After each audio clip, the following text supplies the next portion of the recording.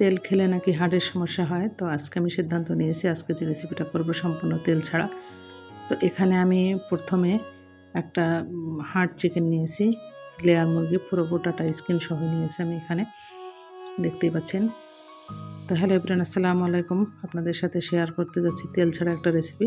তো প্রথমে আমি আদা বাটা দিয়ে দিলাম 1 টেবিল চামচ, রসুন বাটা 1 টেবিল চামচ, জিরা বাটা 1 টেবিল চামচ, হলুদের গুঁড়ো দিয়েছি 1 চামচের একটু কম, আর মরিচের গুঁড়ো দিলাম দেড় চা চামচ, পরিমাণ মতো লবণ, একটা দিলাম বড় এলাচ, 2টো তেজপাতা, 3 টুকরা দারচিনি, আর এখানে আমি 4টা ছোট এলাচ একটু ছেঁচে দিয়েছি। দিয়ে এখন আমি খুব ভালো করে এটা মাখিয়ে নিচ্ছি। আর আমি হাত দিয়ে মাখাতে পারি না, কোনো কিছুই আমি হাত দিয়ে আসলে মাখাতে পারি না, আমার হাতটা অনেক জ্বলে। তো এখানে আমি যে ভুলটা করেছি, যখন মশলা দিয়ে গোশটা মাখাচ্ছিলাম তখন পেঁয়াজ দিতে ভুলে গেছি। তো পরে আবার পেঁয়াজ দিয়ে আমি সব মশলা গোশের সাথে খুব ভালো করে মিশিয়ে নিলাম। মিশিয়ে নিয়ে এখন আমি এটা চুলায় বসাই দেবো। তো দেখুন চুলায় বসিয়ে দেওয়ার পরে আমি 2-3 মিনিট পর একটু নেড়ে দিচ্ছি। তেল কিন্তু বের হয়ে আসতেছে আস্তে আস্তে। তো এটা আমি মাঝখানে এভাবে ঢাকনা দিয়ে ঢেকে কষিয়ে নেব প্রায় আধা ঘন্টার মতো। আস্তে আস্তে দেখুন তেল কিন্তু বেরিয়ে আসছে। আমি কিন্তু এখানে 1 ফোঁটাও তেল দিইনি, কারণ রান্না করার সময় আমি তেল ধরিয়ে নিই, তেলের মানে হাতে লাগাইনি তেলে। অতিরিক্ত কোনো তেলে আমি এখানে দেবো না, সম্পূর্ণ তেল ছাড়াই আজকে আমি রান্না করব। তো বারবার আমি এরকম ঢাকনা তুলে নেড়ে কষিয়ে নিচ্ছিলাম। আর এই পর্যায়ে এসে আমি 5 থেকে 6টা কাঁচামরিচ দিয়ে দিলাম।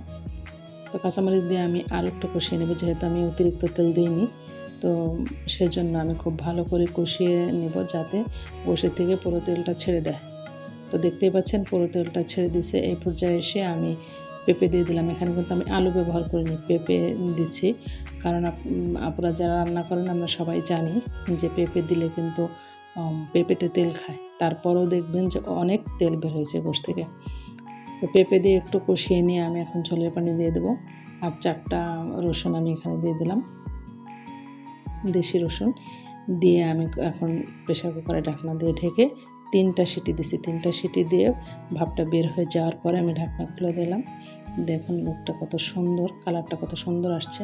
তো ঢাকনা খুলে আমি চুলাটা অন করে গরম মশলা দিয়ে এখন আমি চুলাটা বন্ধ করে দেব। তো আশা করছি আমার রেসিপিটা আপনাদের ভালো লাগবে।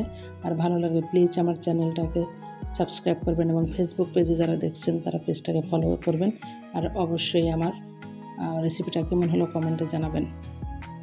তো আজকের মতো এতটুকুই, ভালো থাকবেন সবাই, আল্লাহ হাফেজ।